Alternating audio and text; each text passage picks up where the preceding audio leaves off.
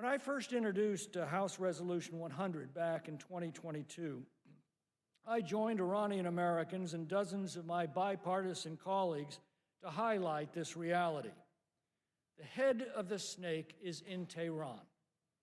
This resolution recognizes this simple fact and expresses support for the Iranian people's desire to rid themselves of it for all time and to establish their right to a democratic, free, secular, prosperous, and non-nuclear republic.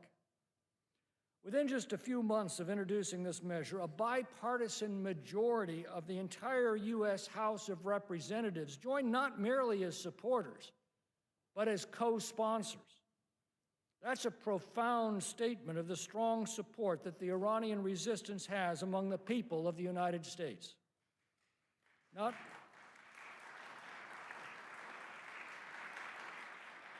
And it wasn't long after that the Iranian people rose up to reclaim their freedom from their tormentors and oppressors in Tehran. Yet we also know that the Ayatollahs are doing this as a means of survival, a gruesome strategy that depends on taking innocent life.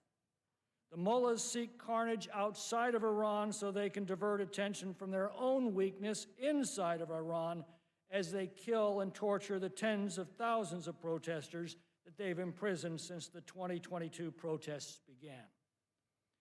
Well, the free world must recognize that the people of Iran want this regime gone in its entirety.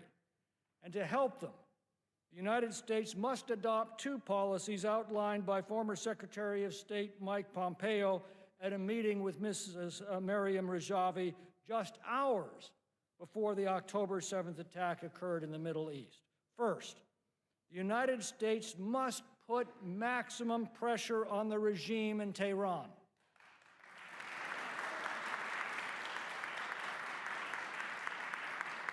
This means that it must stop offering the regime additional capital, and it also means the administration must enforce the many sanctions that are required by United States and international law.